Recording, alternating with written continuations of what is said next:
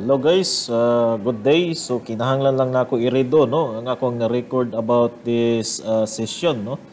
So welcome sa ato ang TPCC4. So this will be the chapter 4 no. By this chapter, we will discuss about the highway or railway curbs. So it's because ako'y kuan ini chapter 4 nakaandam unta, but that chapter was intended to discuss about the soil testing and materials testing. But to make the topics relevant from the previous chapter, so gihimo na ko ni no nga ang chapter 4 pulihan nako siya og highway or railway curbs. So about this chapter, so we'll be discussing about the horizontal and the vertical curves, which is I mentioned about the railway engineering no katong the four types of curvature. Now to begin discussing the chapter 4, so let us tackle about the curves and its importance. So unsa importansya aning kuan no kining mga horizontal curves and vertical curves. Okay, so for obvious reasons, curvatures has the following purpose according to its type, no? And for horizontal curves, kay unahon natong horizontal curves. So unsa may advantage or unsa may kanang mapusla nato sa horizontal curves? Okay, so to slow the movement of traffic especially in mountainous or steep terrain. So with this, kung makakita mo atong sa kuan class, kato bitong sa Facebook bi kataw nga nag-trending. I think you are familiar with this image, no? Kaya bitong bungtod tapos yaw-yaw siya kay ngano daw ang dalan wala na lang gyud daw gi-straight, kinahanglan pa gid gi-kurba-kurba, no? So for this reason class, to give you the enough reason with this one is because to give you the enough reason for this one, ang kuan man gud ang terrain magud niya is mountainous no. So it is not advisable nga i-design nimo ang karsada nga straight siya downhill no or downside. Okay, so pag straight na to na siya class, mag-agad ta sa capacity sa engine power sa sakyanan. So dili man tanan sakyanan class makadual og let us say mo kuan siya ba mo subida bitaw siya o pasaka bitaw. So na may uban sakinan, nga siguro butang natong sakinan, wala po yung maintenance klaro. What if kung ang sakinan siya, samtang nagpasaka, nitirik ang sakinan? So pag mutirik siya class, asa man na paingon, padulong. So wag sila yung paingnan, kundi pababa gyud siya, no? Otherwise, kung gikan siya sa taas, tapos munaog siya class, kay the vehicle will experience rapid descent, no? Rapid descent, kusog kaya hang dagan, no? Kay kuan man kanang pa down man siya, which is nagkuan siya kanang nag-accelerate siya together with the gravitational pull, no? Then because of this one class, mag-agad siya sa iyahang brake. Now what if no medyo hinay ang pagkagat siya hang brake? So another disgrasya again, no? Okay, so isa ni siya sa mga purpose class to slow down, no? So kinahanglan as you go downwards, kung panaog ka sa usa ka higher elevation nga terrain, kinahanglan nimo i-slow down, no? I-slow down ang traffic para ang kuan class ang mga vehicle required sila, no, nga i-control nila ang ilahang speed and velocity. Okay. So that explains, no, the first, no. Then to allow the vehicles to climb up or down a steep terrain based on the vehicle's engine power. Okay, sama sa kung gi-mention earlier, no. So mag-agad ta sa engine power sa sakyanan. Kay kabalo ta nga ang purpose why we study about highway engineering is to cater the purpose, no? The purpose of the highway. That is dapat i-design na to siya according sa capacity sa vehicle, no? Ang vehicle may mogamit sa highway. So mo na siya dapat iuyon po nato siya, no? Then next is to provide a smooth gradual change in direction as the vehicle travels on to connecting tangents. So we will discuss about the tangents, no? So unsay pasabot anang tangent. Okay. So imagine ninyo class, no? Kung ang usa ka highway wala siya ikuan class, wala siya curvature or kurbada, puro lang siya straight, no? So if ever man kung action ka og liko, step ka kanang kwan ba, kanang imagine niyo na class, hait kayo ang kwan ba, hait king portion sa connection bitaw sa duha ka kanang linya bitaw, no? So pag action ni liko class, masangit ang imuhang sakinan, no? Especially kana bitaw mga tag-as nga sakinan, mga 10-wheelers. So lisod para sa ilaha nga mo liko, no? Okay. Next is to reduce the overall mass of vehicle as it moves along the horizontal curve. So isa sa mga purpose pod class nganong mag-provide pud tag kurbada, especially sa mga bridges, no?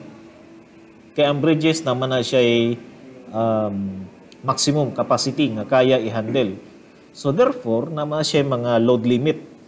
So in order para maka-kwan class, makater na sa sakinan, so the bridge must be designed na siya kurbada.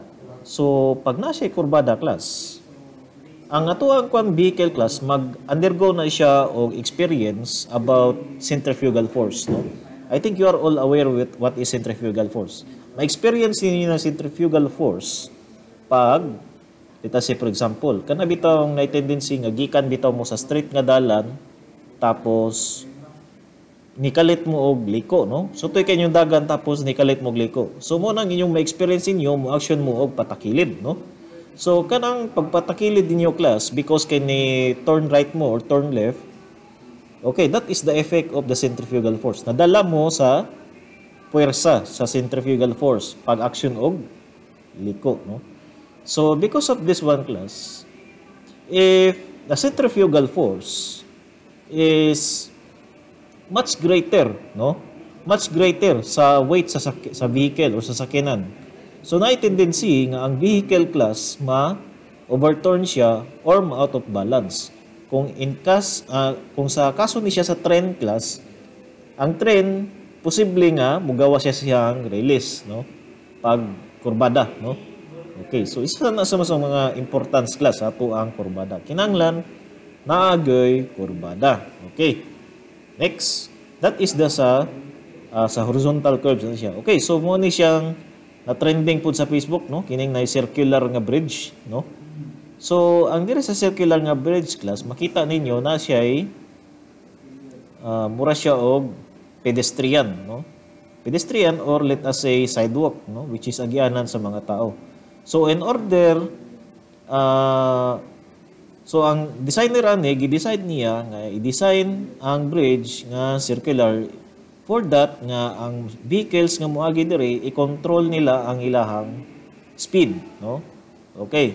So pag muliko sila class, kinahanglan nila minimize silahang dagan, no? So kinahanglan nila i-control ang dagan. So para dili magkuan kanang bitaw magsutoy-sutoy og dagan ang vehicle, no? Which will cause accident, no? Okay, especially kinaay mga tao nga moagi diri sa kilid, no? Okay. So that makes the the highway users to be disciplined, no? Sa ilahang paggamit sa karsada. Okay. So let us talk about the vertical curves. Ganiha is horizontal curves man ta siya. So what will be the purpose or the obvious reasons for the vertical curves? Now, to allow vehicles to build momentum for climbing a steep gradient coming from the downward grade. So, ang ato ang kwan class sa vertical curves, kung makita ninyo, para saan eh? So, maka-create siya og momentum class pag inguna niya karsada. So, we have a rapid descent, tapos going up na pod siya, then going down, then going up na pod. So, because of this one class, kinahanglan nimo mag-build ka og momentum para sa sakinan nga maka-proceed siya to the next step, no? Sa next peak, no? So para if ever man nga kumugo downward ang sakinan, makakuan siya, no? Makaipon siya og additional speed para sakon niya ang sunod peak, no? Nga kuan, no? Kanang steep gradient. Okay. Pagasunod na, so once mag-reach siya, So, go down na po siya, then sak-on na po niya ang next, no? So, that is the purpose of the vertical curves, no? So, to provide additional momentum. Okay. So, nag-kuan na siya, no? Okay. So, next is to provide a smooth gradual change in vertical plane as the vehicle travels onto connecting grades. So, imagine nun po ninyo, class, no? Ang ato ang vertical curves, or let us say ang ato ang highway, nag-connect siya duha ka grade, no? So, nag-connect siya duha ka grade. What if kung wala siya parabolic curve? So, niagi ang sakinan, class, sa duha ka different grades, pasaka siya, pag-abot niya sa peak, hait man, so posible ang ilalom siyang sakinan masangit, no? Okay. So dili siya smooth, class, no? Pero smooth yang dagan pag pa-descend siya or pasaka. Pero yun nga lang is pag-abot niya sa tunga-tunga, pag change na po niya og grade, posible nga masangit ang iyahang ilalom, no? Siyahang clearance. Okay. So, next is to optimize the distribution of load along bridges. So, most likely, class, pag maabot mo sa inyong design, so maka-experience mo og design sa bridge nga i-design mo siya into parabolic, no, or vertical curves.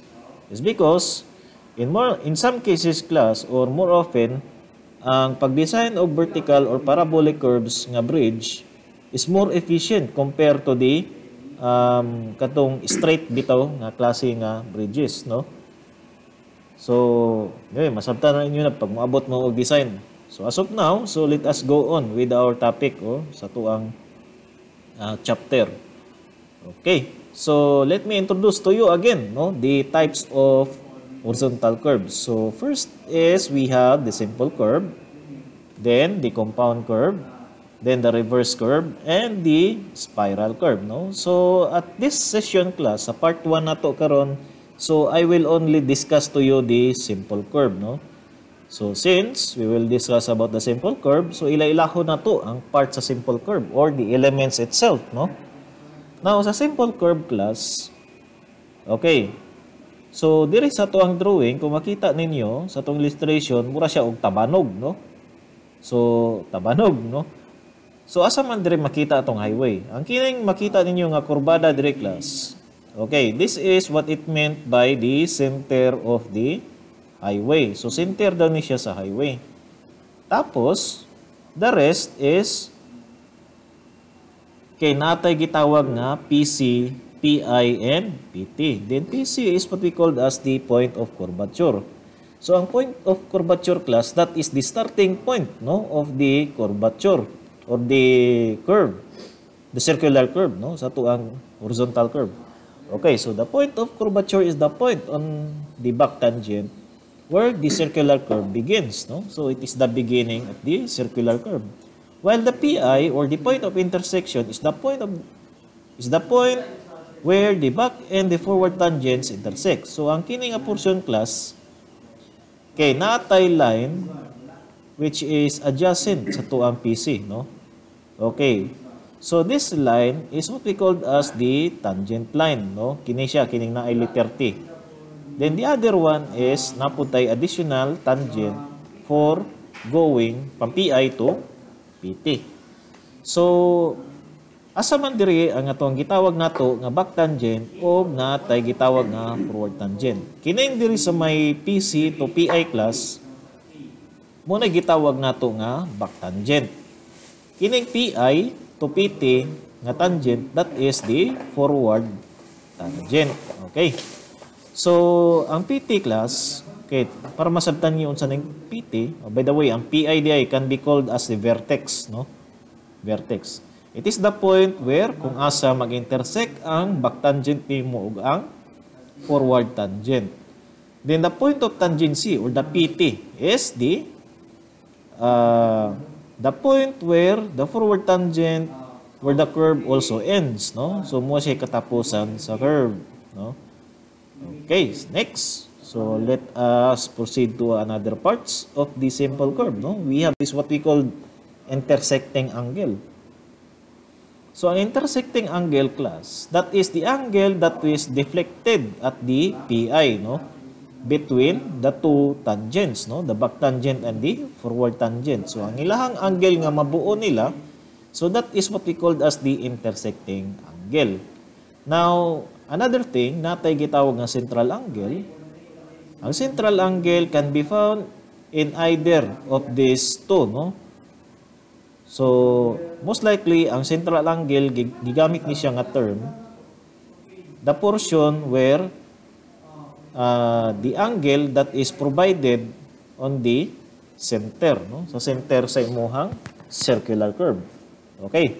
So, if this is the center, now the angle nga imuhang makuha diri is what we called as the central angle. But, in some cases, class, whatever the angle here, near the center of your circular curve was also the value of your angle at the intersecting angle. So therefore, unsa man ato ang makita diri nga obserbasyon? Okay, the intersecting angle and the central angle are both equal. So equal rin na sila class, no? Okay, so equal lang ang intersecting angle and the central angle. Okay, so don't forget the class, no? The symbol nga gigamit nato.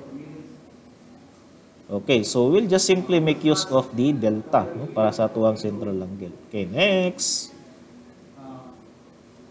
Okay, so natay gitawag nga tangent distance, which is I have mentioned kanina, no?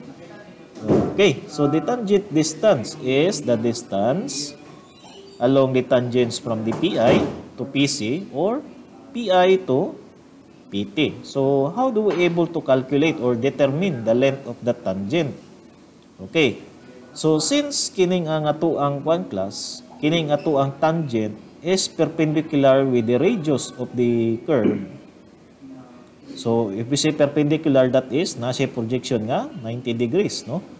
So, therefore, considering this triangle, so we form a right triangle. So, magamit nato ang ato ang function nga, kanang sine, cosine, o tangent. Now, in order for us to determine the value of your tangent, so we'll just simply make use of the tangent function, no? Using the values of the radius and the central angle. Okay. So, since gihati man nato ni siya, no? Nato ang simple curve, ito to equal. So, the angle of the central angle will be divided into 1/2, no? Okay. So, therefore, to calculate your tangent distance, so T is equal to R tangent of delta over 2. Okay, so muna siya inyong gamiton. Then next is the radius. So the radius of the circle, which is the curve, is an arc or segment. So the radius is always perpendicular to the back and forward tangents. Okay, so I think you are all familiar what is radius, no? Okay, so next. Okay, another thing, what makes unique to sa diri sa tuang simple curve, natay gitawag nga external distance. The external distance is the distance from the midpoint of the curve up to the portion of the PI, no? So, ang point daw, ang distance daw, nagitawag nga to between PI to the midpoint of the circular curve. The midpoint of the circular curve is what we call as the external distance. To calculate the external distance is we have E equal to R times the quantity of secant delta over 2 minus 1. Then, okay, pangutana, sir. Asa man na gamiton or asa man ang wala man sa calculator ang secant, no? Or unsa din ang secant? Okay, ang secant class is the reverse function of the cosine, no? So, what is meant by reverse? The secant is equivalent to 1 over cosine theta, no? So, therefore, secant theta is equal to 1 over cosine theta. So, sa calculator class, wala may secant sa calculator. So, imo siyang ibutang dito as 1 over cosine of theta. No? Okay. Next is we have this what we call as the middle ordinate, no? So the middle ordinate is the distance from the midpoint of the curve to the midpoint of the long chord. So the extension of the middle ordinate bisects the central angle, no? Which is, makita na to dire, no? So we have the midpoint of the curve down to the midpoint of the chord, no? Chord. Ang chord na to, class, muna siyang distance from PC to PT. And to calculate your M, or the middle ordinate, M is equal to R times the quantity of 1 minus cosine delta over 2. Okay. So, let us proceed to another part, no, of the parts of the simple curve. We have this what we call the degree of curve, no? So sige na to nagbalik-balik nag-mention ng degree of curve sa either sa highway and even sa railway na ani siya, no? Okay. So the degree of curve defines the sharpness or flatness of the curve, no? Or the curvature sa tuang karsada. So there is a tuwa class, gi-apply na to ang 20 meter distance per degree of curve. Meaning to say, in every 20 meters, na siya equivalent degree of curvature. So, anong 20 meters man? So, according sa kuan class, sa the way of how we present the stationing, atong stationing class, it always range 20 meters apart, no? Kada stationing daw, nag-range siya og 20 meters. So, therefore, ang ato ang degree of curve shall be decided according to in every 20 meter distance, no? Per meter distance. Okay. So, because of this, ang D is muna siyang the opposite angle from the 20 meters. So, to calculate the degree of curve in terms of the radius, so we have D is equal to 1145.916 over R, no? So, if ever man, kung makalimot mo ani nga digits, kining 1145.916, okay, you just simply ratio and proportion lang nimo ang degree of curve over 20 divided by 360. Since 360 degrees man ang kuano, ang entire circumference sa circle, ang kanang isa entire revolution sa circle, no? 360 degrees divided by 2 pi r. Okay. Okay, next. Okay, so we have the long chord, no? So na-mention ako ning long chord ganiha, which is the distance between PC to PT. So ang long chord class, maglahi na siya depende sa type of curve. Naman tay, di ba, upat man to ka klase nga simple curve at upat man to ka klase nga curve, no? Horizontal curve, simple, compound, reverse, o spiral. Pero I think wala na ni siya sa spiral. Sa tulo lang, no? Okay. So, sa long chord class, the long chord is the straight line distance from PC to PT. So, sama sa gimension ako. So, ang term nga long chord can be changed if mahimo ng compound curve ang atuang simple curve. Anyway, I will discuss a additional detail about the compound curve. But right now, so how we will able to calculate the distance of your long chord? To calculate your long chord, since gihati man nato ang simple curve into two equal parts, so we can assume this one is a right triangle because kining ato ang long chord class is also perpendicular sa portion nga ato ang gihati, no? Gikan from the point where we connect PI down to the center of the simple curve. So, nakaproduce ta og perpendicular lines, no? Perpendicular lines, which is the half of the long chord and the half of the portion between the long chord down to the center, no? Okay. So, to calculate the long chord, so we have C is equal to 2R sine of delta over 2, no? Okay. So, next. I think this will be the last part, no? Sa tuang simple curve, which is the length of curve. So, how we will able to determine the length of curve? So, the length of curve is the distance from PC to PT measured along the curve. So, kini siya class, kining kurbada nato, kining iyang circular curve, that is what we called as the length of the curve. So how will you able to calculate that one? So to calculate that one, so kini siya nga formula class, giderive ni siya according sa ratio between the length and the central angle, no? Then ato siyang ratio sa entire circle, no? Circumference and the 360. So by this we produce an equation or formula to calculate the length of curve, which is L is equal to delta times 2 pi r over 360. Okay. So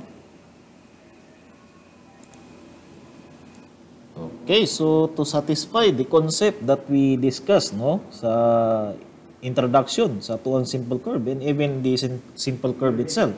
So let us apply the concept with this sample problem. Okay.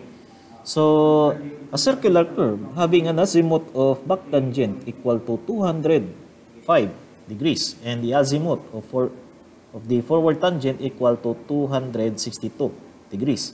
If the middle ordinate is 5.8 meters and the stationing at PC is 1 plus 0.14, so we need to calculate the following. We have the radius, the length of the tangent, length of the curve, degree of curvature, stationing at PI, then stationing at PT. So first thing atong i-calculate first is the radius, no? So how will able to calculate the radius? Okay, so ang there is a simple curve class. Walay problema sa iyahang solusyon o sa iyahang solving. Ang problema lang gyud diri sa kining one class sa simple curve is how you will able to interpret the problem and provide an illustration to itself, no? So mao gyud ni siya ang challenge diri, no? The rest is using the basic knowledge of your trigonometry. Ana lang gyud na siya, no? So base sa gihatag diri nga given, natay gi-mention nga azimuth. So I think you are all aware what is azimuth, no? So naman mo'y surveying dati, introduce mo na sa inyo ng what is azimuth. So the azimuth, natay azimuth sa tong back tangent and natay azimuth sa tuang forward tangent.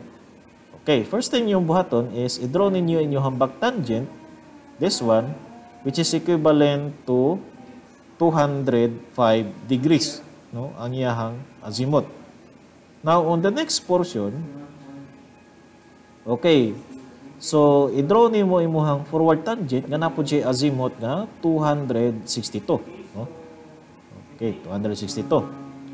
Then after that, nanakay i-draw nimo imuhang circular curve, no? Then we have the radius which is perpendicular sa imong tangent and the other radius which is perpendicular to your forward tangent. Okay? Now, to calculate your radius, so ang given po nato dire sa tuong problem is naa siya middle ordinate which is equivalent to 5.8. So as you might recall, natay formula para sa tuang middle ordinate, no?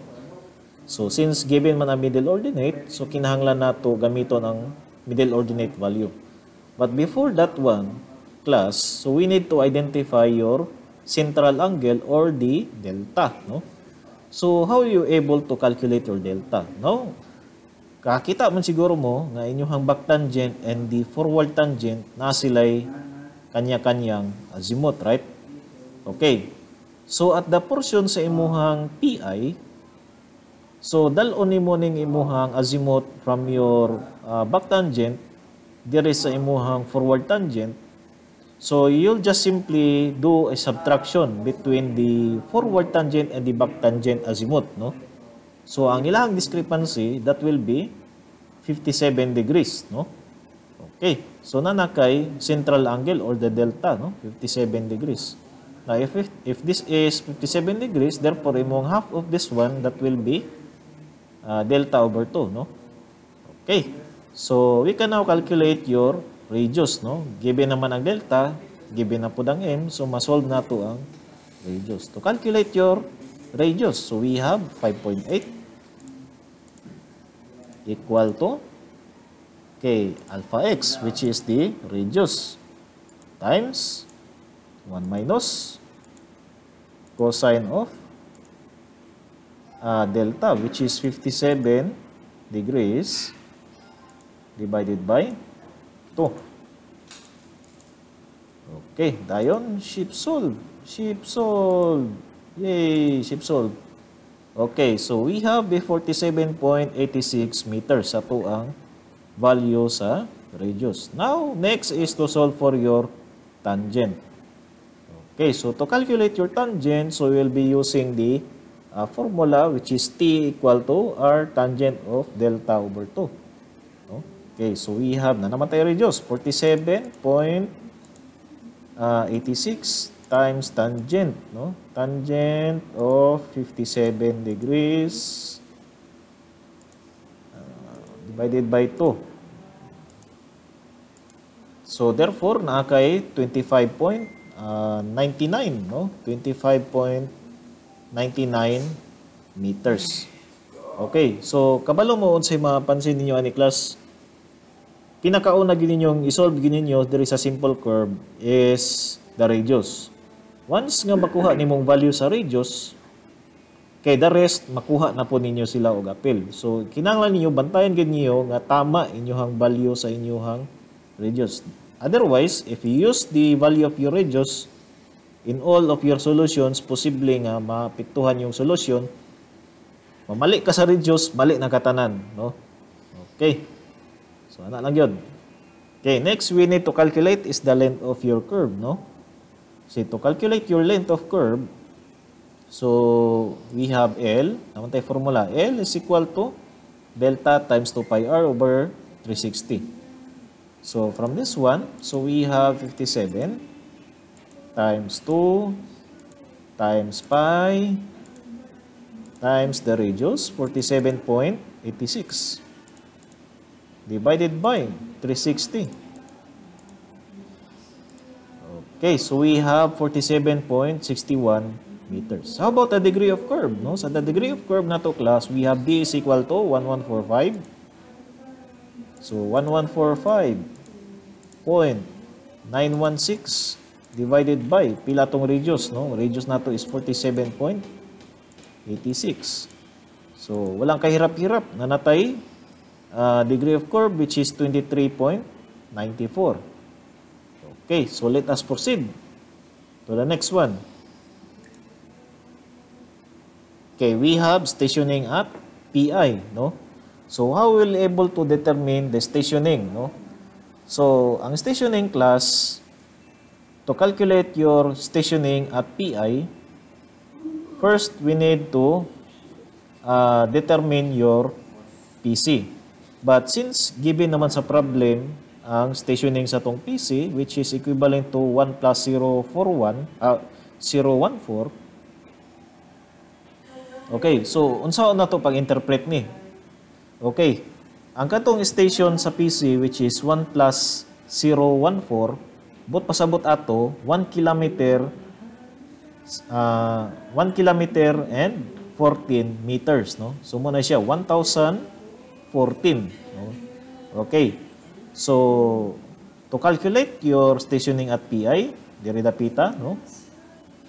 So natay stationing sa PC. To calculate your stationing at PI, kinahanglan i-add nato ang length sa imuhang tangent, no? So that is 1,014 plus, okay, ang tangent value na to is 25.99. Dili ni siya 93 ha, 99 na siya. Okay, so we have 1,014. Okay, plus 25.99. Okay, we have 1,039.93. Nganong 93 man eh? It should be 99, no? Okay.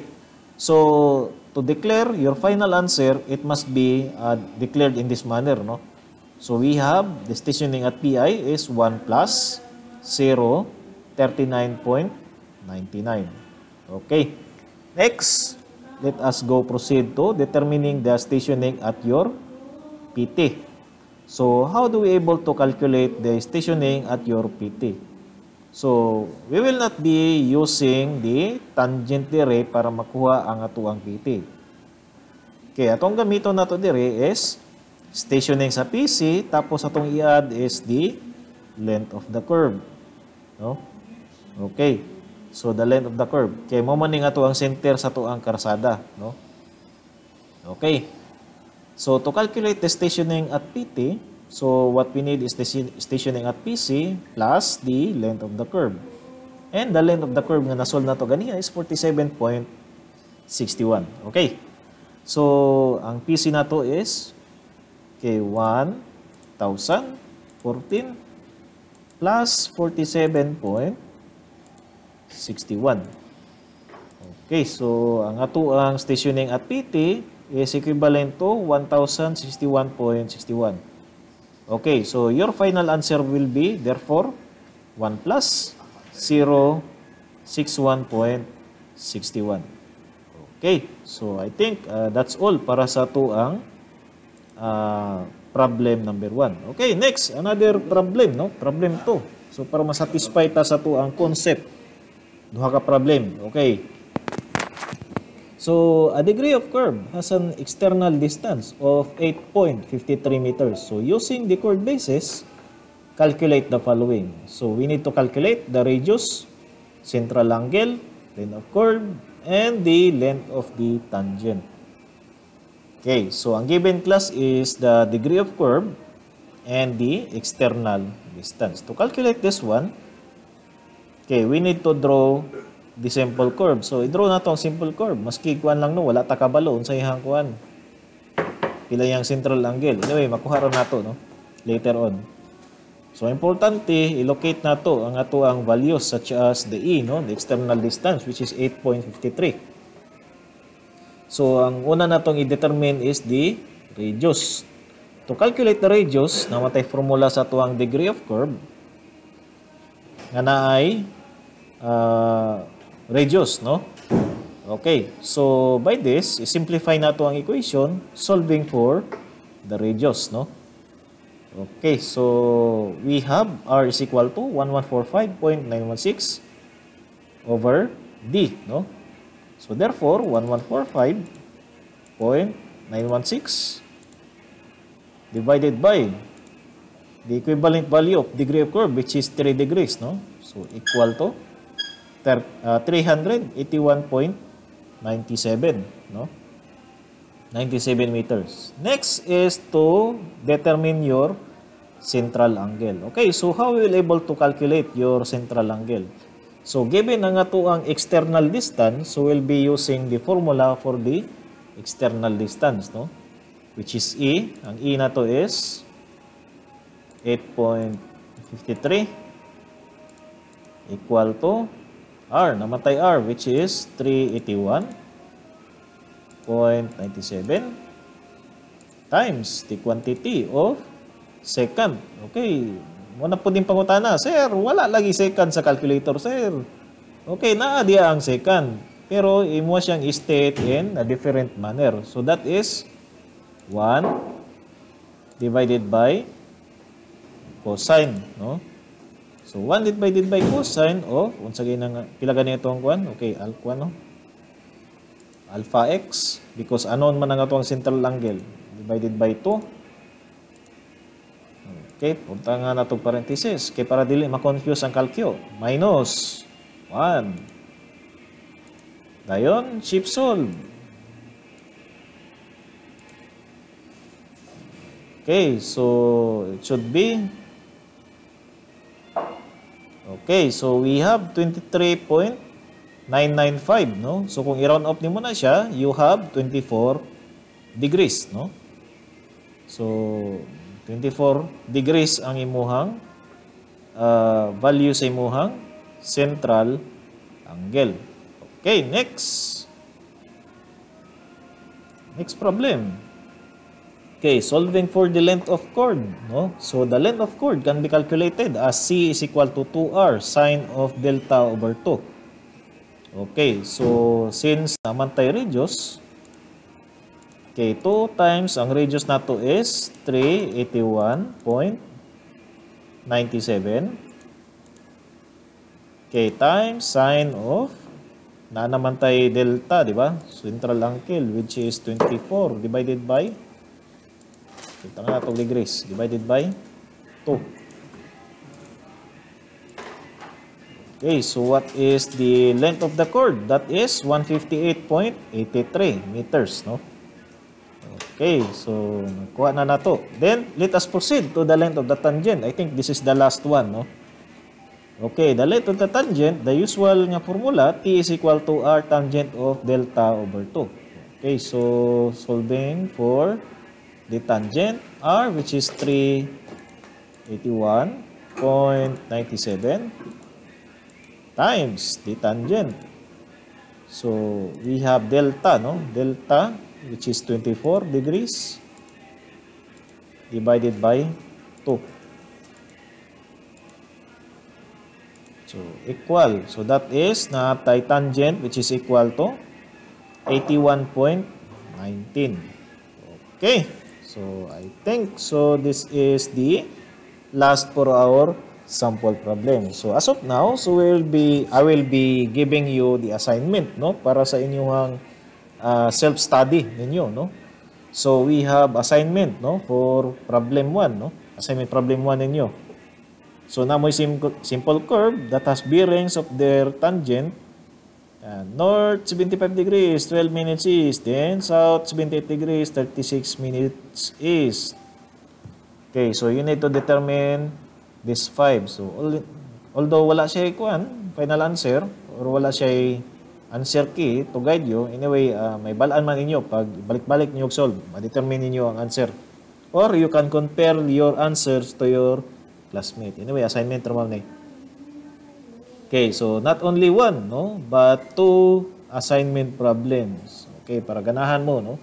So may manang kuanon, ubay-ubay mo experience. So it is, no, practice, no. So if you practice, no, so practice makes perfect. So if you say kung kuan, sa sige ninyo practice, ma-perfect ninyo. Although walay perfect, but God will make you, God created you perfectly.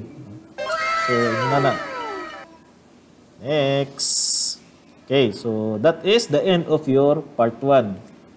Okay, so thank you sa mga bago lang nga nag-like and subscribe sa ato ang channel. So, I will be uploading again for the next part, no, sa ato ang chapter 4. Okay, so thank you for your attention.